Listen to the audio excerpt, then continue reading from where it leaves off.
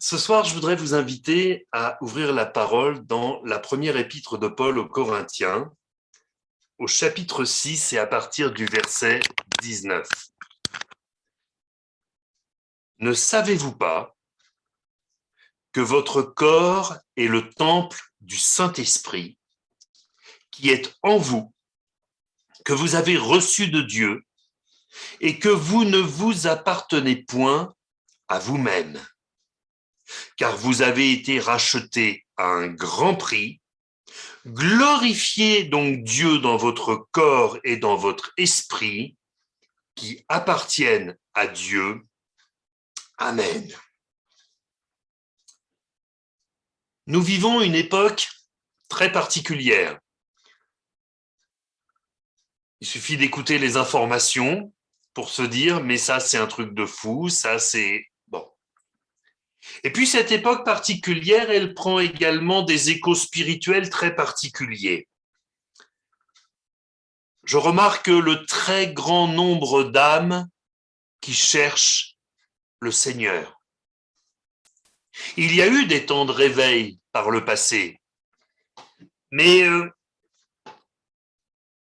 même les chrétiens s'étaient laissés glisser dans la sécularité et finalement on vivait notre petite vie tranquille de chrétiens. Quand on faisait des missions d'évangélisation, on ne peut pas dire qu'elles remportaient toujours un très grand succès, pour ne pas dire que bien souvent nous brassions de l'air. Et là, sans rien faire, eh bien les âmes cherchent la face de Dieu.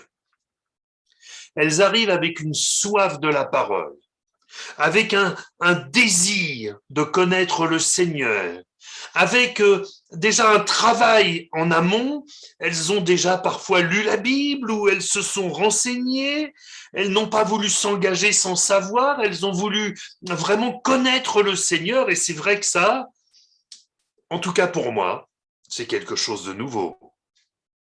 De tout temps, il y a eu des gens qui venaient avec leurs difficultés, comme au temps de Jésus d'ailleurs.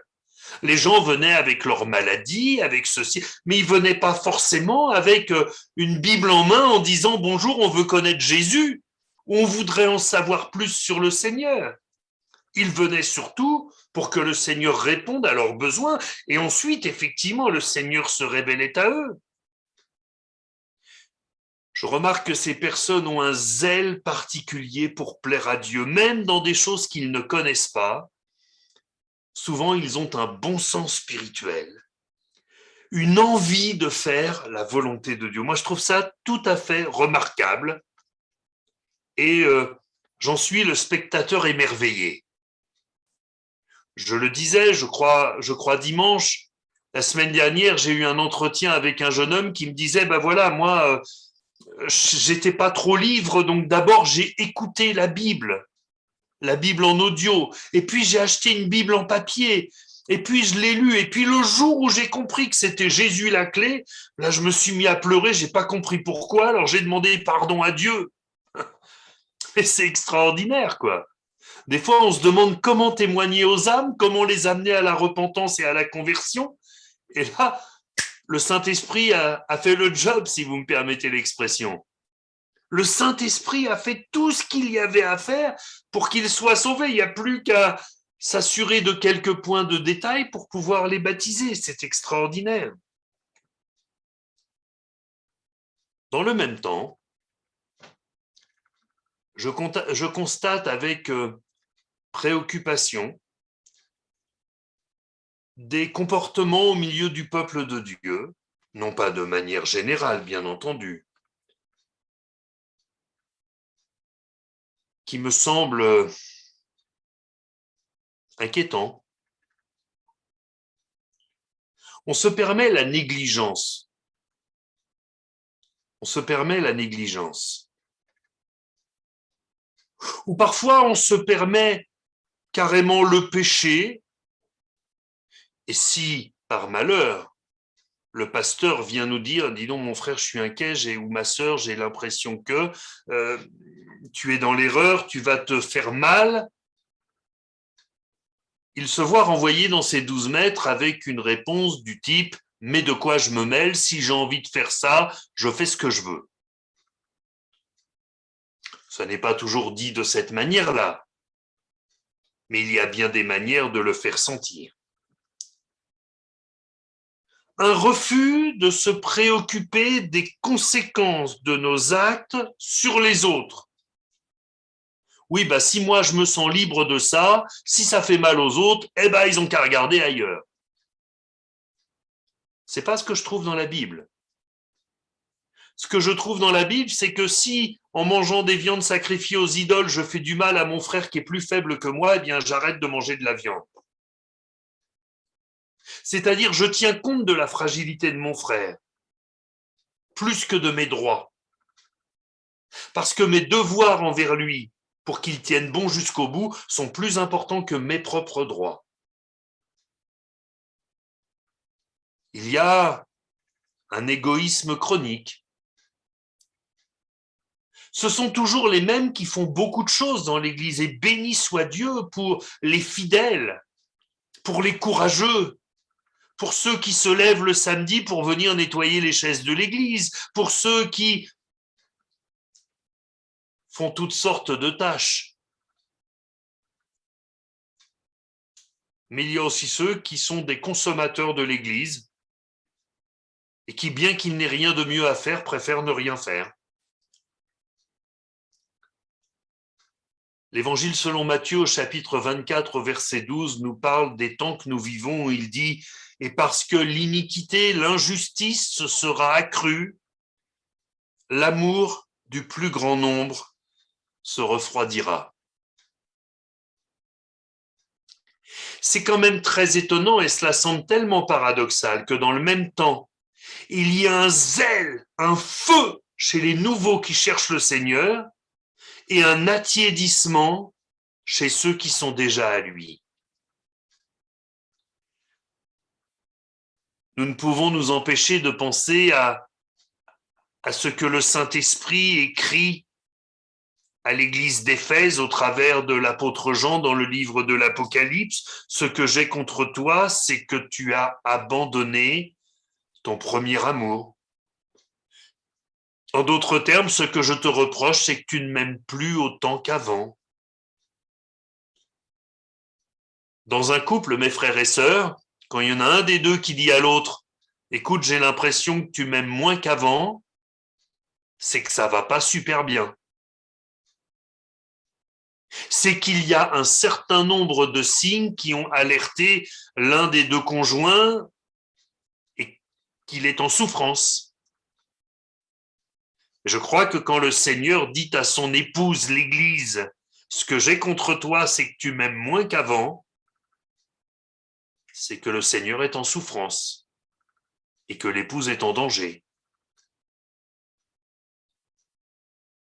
Tous ces signes nous disent à quel point le Seigneur a la main sur la poignée de la porte.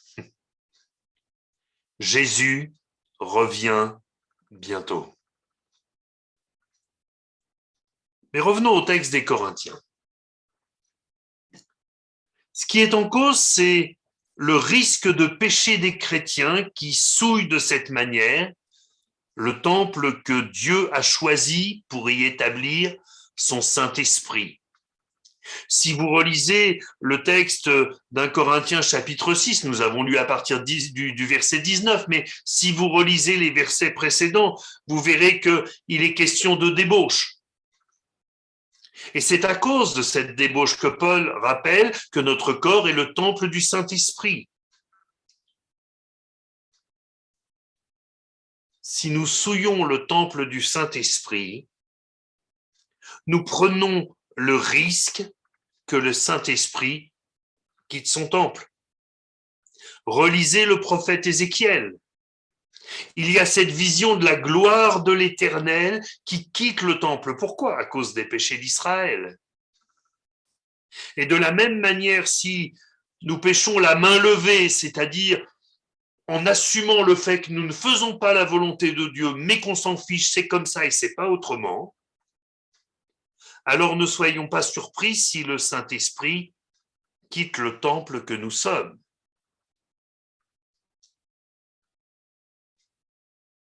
Le fruit de l'esprit nous parle de la bénignité, c'est-à-dire le caractère de ce qui est bénin. Dans certaines traductions, ce mot est remplacé par la bienveillance. La bénignité, c'est donc considérer que les choses n'ont pas autant de gravité qu'il y paraît. Elle s'applique quand quelqu'un pêche contre nous.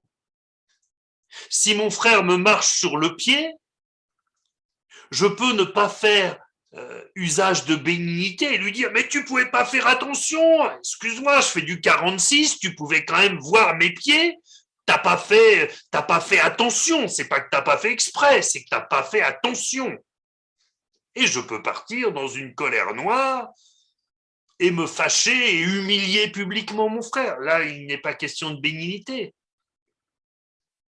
Et puis, je peux aussi dire « Mais c'est pas grave, mon frère, ne t'inquiète pas, t'as pas fait exprès. Je sais bien, j'ai confiance en toi. Je sais quels sont les liens d'affection qui nous unissent en Christ. Je vais pas faire une histoire juste parce qu'on a marché sur le pied. » C'est ça la bénignité. Mais la bénignité n'a pas pour objet de diminuer la gravité de ce que nous-mêmes nous faisons. Les offenses qui nous sont faites, parfois nous les considérons comme impardonnables et quand nous offensons les autres, eh bien nous trouvons que ça n'est pas si grave. Parfois j'entends des choses, oserais-je dire qu'elles me font dresser le peu de cheveux qui me reste sur la tête. Quand j'entends des bien-aimés me dire « Oui, enfin, c'est un petit mensonge, c'est pas très grave », c'est un peu vite oublier que le Seigneur Jésus est le chemin, la vérité et la vie. L'œuvre du diable, ça n'est pas de dire des grands mensonges, c'est de proclamer de grandes vérités en injectant dedans un petit mensonge.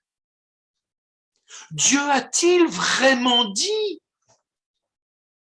Mais non, vous ne mourrez pas. C'est comme ça que l'humanité tout entière est tombée.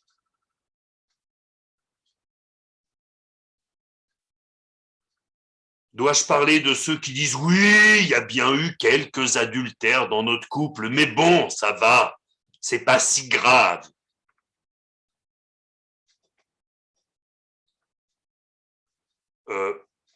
Je vous avoue que quand j'entends des choses comme ça, les bras m'en tombent. Là, les cheveux ne se dressent plus, c'est les bras qui tombent.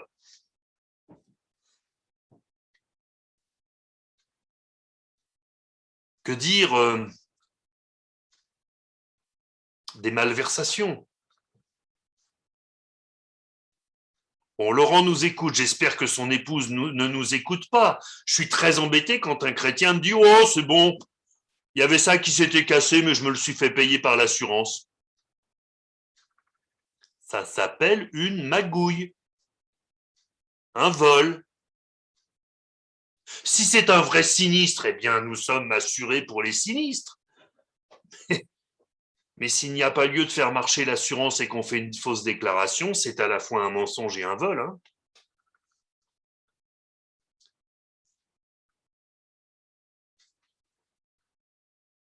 La différence entre la grâce de Dieu et le légalisme, c'est que le légalisme se caractérise par une forte exigence envers les autres. Mais sous la grâce, je suis d'abord et premièrement exigeant avec moi-même. Je parlais avec quelqu'un cet après-midi qui me disait « Oui, bon, voilà. » Je dis « Mais moi, je ne suis pas là pour te juger. Hein. Moi, je m'occupe de mes affaires. Toi, tu sais quand tu fais bien, tu sais quand tu fais mal. Charge à toi de régler avec le Seigneur quand tu fais mal. » On n'est pas là pour se juger les uns les autres. Sous la grâce, je suis d'abord exigeant avec moi-même. Je veux honorer mon Seigneur. Je ne veux pas que son nom soit insulté à cause de mes négligences ou de mes malversations.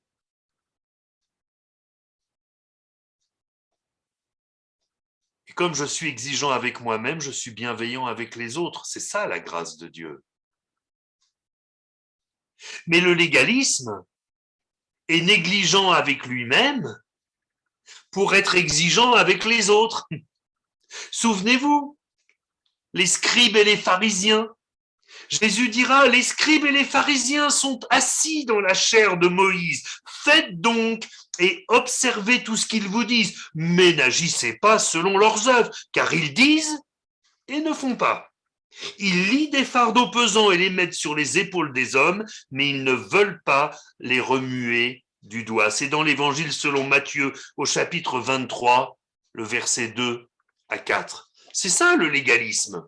On met des fardeaux sur les dos des autres, mais on ne veut pas les porter. On met une exigence sur les autres, mais on ne veut pas, subir cette exigence pour nous-mêmes. La clé de notre lecture d'introduction, c'est le prix de notre rachat. Nous avons lu « car vous avez été rachetés à un grand prix ». Il me semble, mes frères et sœurs, que quand nous avons quelque chose de précieux, nous en prenons soin.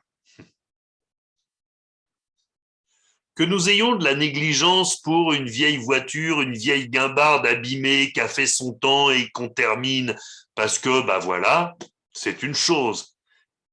Mais je crois que nous sommes tous un peu comme ça. Si nous avons une voiture en bon état, voire même une voiture neuve, alors là, on brique pour qu'elle soit propre, on s'assure qu'on est bien à jour dans le programme d'entretien. C'est normal.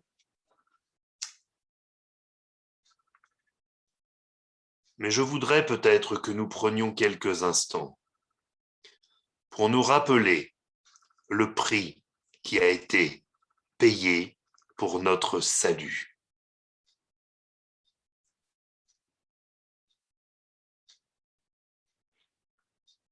Pour avoir partagé avec des bien-aimés qui ont eu des greffes importantes, greffes de poumons, greffes de cœur, ils ont souvent un combat psychologique intense parce qu'il est difficile d'accepter que quelqu'un pour qui ils n'ont rien fait de bien soit mort pour que eux puissent vivre. Et sans doute que c'est particulièrement déstabilisant que de savoir que c'est le cœur d'un autre qui bat dans notre poitrine et que cet autre-là est mort. Et souvent, j'ai entendu cette réaction de dire « Ah, si je pouvais connaître les coordonnées de cette personne pour remercier leur famille ». En France, c'est interdit de connaître les coordonnées d'un donneur d'organes. Mais il y a tellement un désir de reconnaissance. S'il y en a bien qui a donné sa vie pour que nous vivions, c'est le Seigneur Jésus. Puissions-nous avoir à son égard autant de reconnaissance. Parce qu'à un moment, nous ne pouvons pas avoir été secourus par le Seigneur, sauvés par le Seigneur, pardonnés par le Seigneur, bénis par le Seigneur et piétiner le Seigneur. Déshonorer le Seigneur par notre vie, par nos comportements. Il y a un texte dur dans Hébreux au chapitre 6 au verset 4. Il est écrit qu'il est impossible que ceux qui ont été une fois éclairés qui ont goûté le don céleste, qui ont eu part au Saint-Esprit, qui ont goûté la bonne parole de Dieu et les puissances du siècle à venir et qui sont tombés, soient encore renouvelés et amenés à la repentance, puisqu'ils crucifient pour leur part le Fils de Dieu et l'exposent à l'ignominie. Alors comprenez-moi bien, nous vivons sous la grâce et le désir de Dieu est de pardonner. Et si quelqu'un, s'est attiédi, si quelqu'un a péché, la volonté du Seigneur est encore de l'accueillir et de le pardonner. Mais ne devenons pas de ceux qui sont allés tellement loin qu'il n'est plus possible pour eux de revenir. Qui sont ceux qui sont allés tellement loin? Ce sont ceux qui, après avoir connu toutes ces bénédictions extraordinaires, renient publiquement le Seigneur.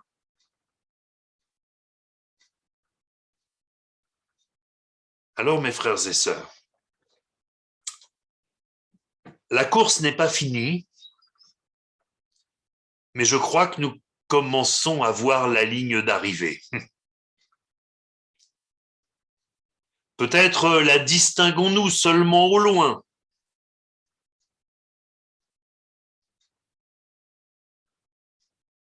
Mais reprenons courage, si le courage nous manque. Reprenons notre exigence vis-à-vis de nous-mêmes si nous avons manqué d'exigence et si nous sommes devenus négligents. Ne disons pas que le péché est plus fort que nous, disons plutôt « je puis tout par celui qui me fortifie ». Ne disons pas que nous n'y arriverons jamais. Bien sûr, par nos propres forces, nous n'y arriverons jamais. Mais en comptant sur son secours, nous pourrons être fidèles jusqu'au bout. Et puis, si quelqu'un a besoin de se repentir, je voudrais lui dire ce soir, mon frère, ma sœur, n'attends pas qu'il soit trop tard. N'attends pas d'avoir été fauché par quelque situation de ta vie, par quelque accident, par quelque situation particulière. Mais maintenant, pendant qu'il est temps, demande pardon au Seigneur et marche humblement avec ton Dieu. Je relis ce que nous avons lu en introduction.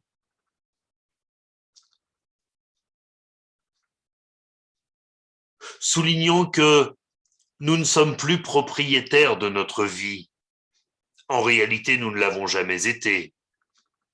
Le diable nous possédait et le Seigneur nous a rachetés.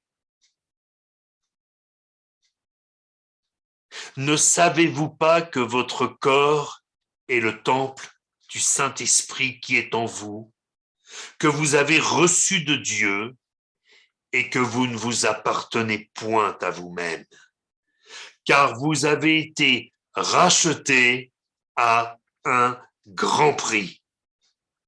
Glorifiez donc Dieu dans votre corps et dans votre esprit qui appartiennent à Dieu. Amen. Prions le Seigneur, glorifions-le, louons-le, rendons-lui grâce pour sa fidélité. Seigneur notre Dieu, quel bonheur d'être à toi. Quel bonheur de réaliser que tu nous tiens dans ta main. Et Seigneur, que tu nous as remplis de ton esprit, que tu nous considères comme un temple pour ton esprit, pour ton souffle saint. Quelle merveille! Seigneur, nous voulons prendre conscience de ces choses, être saisis de crainte afin de ne pas pécher contre toi. Et si, Seigneur, même nous avons péché sans nous en rendre compte, nous voulons t'en demander pardon. Le psalmiste disait « Pardonne mes iniquités, pardonne même celles que j'ignore. » Seigneur, fais de nous un peuple saint. Aide-nous à le rester. Et si nous avons failli, fais-nous grâce afin que nous le redevenions. Oui, Seigneur, tu reviens bientôt. Et nous t'attendons de tout notre cœur. Et l'Esprit et l'Église disent, viens, alléluia. Merci Père, au nom de Jésus. Amen.